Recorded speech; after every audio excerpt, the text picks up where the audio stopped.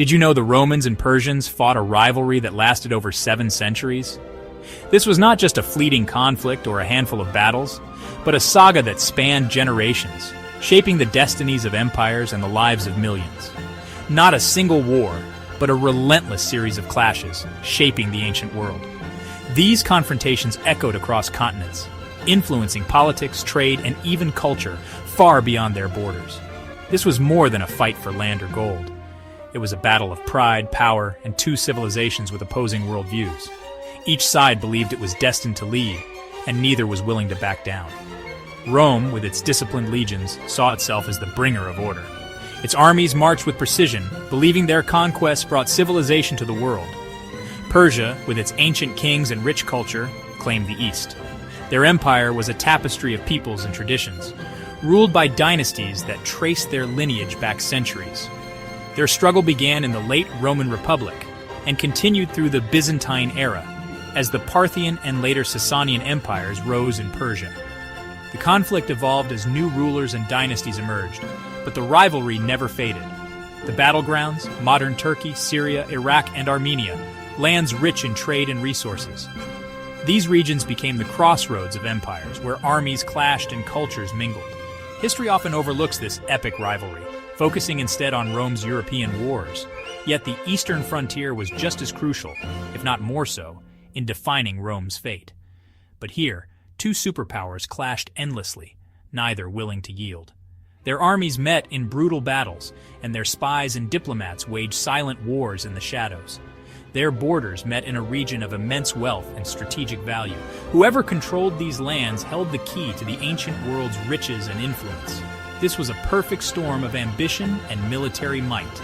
The stakes were high, and the consequences of defeat could echo for centuries. Any small spark could ignite a major war. Even minor disputes or border skirmishes had the potential to escalate into full-scale conflict. Understanding this centuries-long conflict is key to understanding how the ancient world gave way to the medieval one.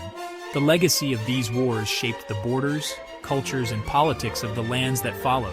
And it all began with a tense, centuries-long stare-down, 2 empires, locked in a struggle that would define history. Rome was more than a city. It was the heart of an empire, a civilization whose influence would echo through history.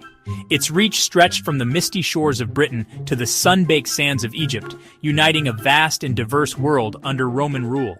Roman engineering, law, and military discipline shaped the West for centuries, laying the foundations for modern cities, governments, and armies.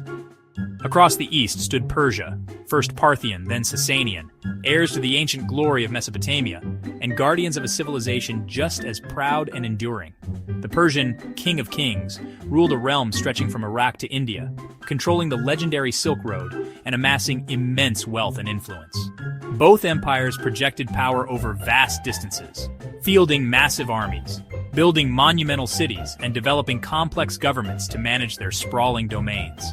In a world of smaller kingdoms and tribes, Rome and Persia stood apart as the 2 true superpowers, direct rivals, each watching the other's every move with suspicion and ambition. Their competition was military, economic, and ideological, a relentless contest for dominance of the known world, shaping the fate of millions. For Rome, Persia was the only equal, the one adversary that could truly threaten its supremacy. For Persia, Rome was the great threat from the West, a formidable force always pressing at its borders. This rivalry created a bipolar world, much like the Cold War centuries later, with each empire shaping the politics and culture of its sphere. Every move was a challenge, every peace a pause before the next storm, an unending struggle that defined an era. The Roman-Persian conflict didn't start with a grand declaration, but with ambition and greed. In the 1st century BC, Rome expanded east, clashing with Parthia over vital lands like Armenia and Mesopotamia. Armenia, a buffer state, became the main prize. Control it, and you held the advantage. The real spark? Marcus Licinius Crassus, a Roman hungry for glory, invaded Parthia in 53 BC. Parthia hadn't attacked Rome. Crassus simply wanted conquest and wealth. His invasion marked the beginning of deep mistrust and animosity. The wars began not for defense, but for Roman expansion. Crassus's ambition lit a fire that would burn for centuries. The struggle for Armenia and the riches of the East would become a recurring theme. The stage was set for a conflict that would define the ancient world. The first major clash came at Carrhae in 53 BC, a disaster for Rome. Crassus led 40,000 men into the Mesopotamian desert, confident in Roman might. But the Parthians, led by the brilliant Surena, fought differently. Cavalry, not infantry, was their strength. Cataphracts, heavily armored cavalry, charged like ancient tanks, while horse archers rained arrows from afar. Surena lured the Romans deep into the desert, exhausting them before the fight began. Parthian horse archers surrounded the Romans, unleashing a relentless storm of arrows. The Romans formed defensive squares, but Parthian arrows pierced their shields. Whenever Romans charged, the horse archers retreated, firing as they went, the infamous Parthian shot. The Romans were trapped, cut down under the desert sun. Crassus's overconfidence and lack of preparation doomed his army. The battle was a nightmare, Rome's first taste of Persian power.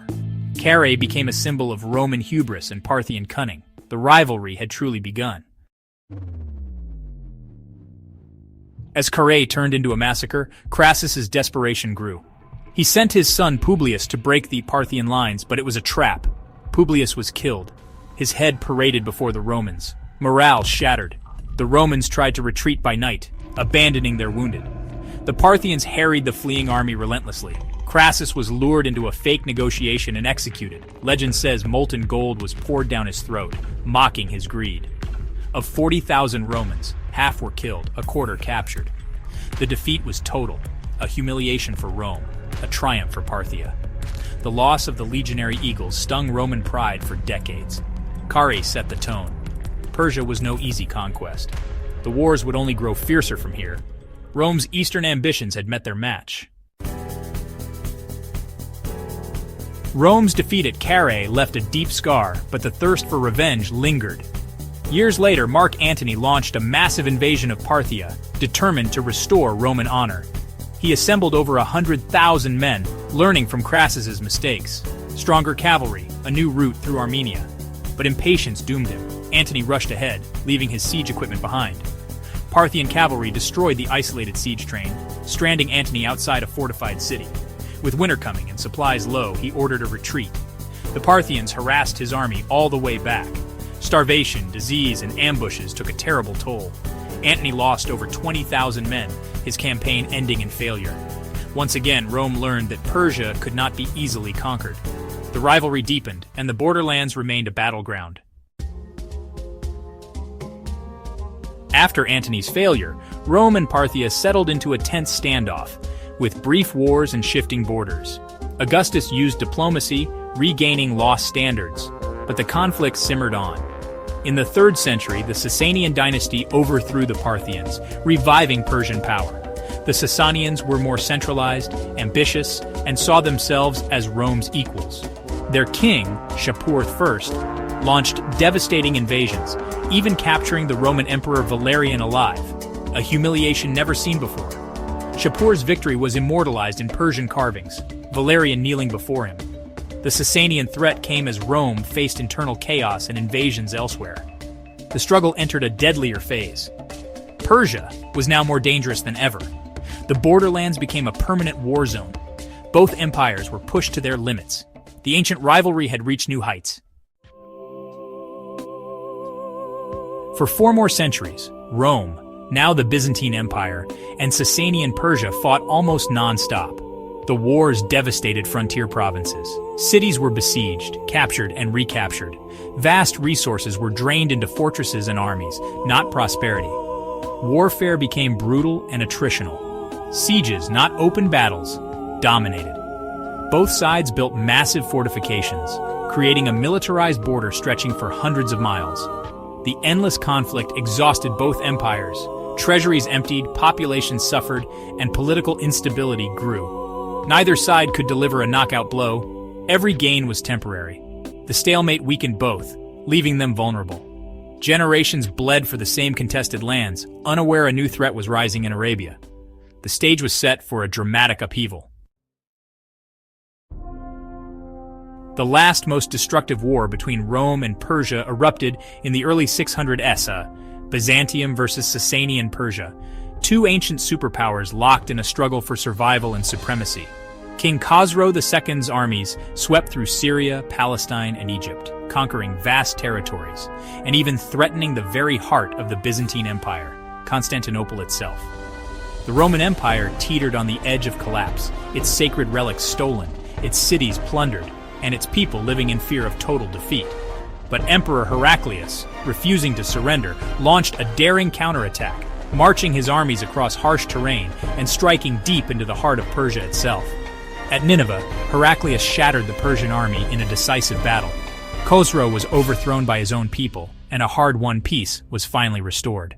Yet both empires were left utterly exhausted, armies decimated, treasuries empty, economies ruined, and populations weary from decades of relentless war. They had spent everything, men, gold, and hope, trying to destroy each other, leaving themselves vulnerable and weakened. Into this void of exhaustion and chaos surged the armies of Islam, united, fast, and seemingly unstoppable, bringing a new force to the region. Within just a few years, the Sasanian Empire vanished from history, and Rome lost its eastern provinces forever, unable to resist the new conquerors. The 700-year clash ended not with a clear victor, but with both ancient empires swept aside by a rising new power. The ancient world faded, giving way to the dawn of the medieval era, a time of new kingdoms, faiths, and cultures. The cost of ambition and rivalry was the end of two great empires, their legacies scattered among the ruins. History had turned, and a new era, shaped by the ashes of the old, had truly begun.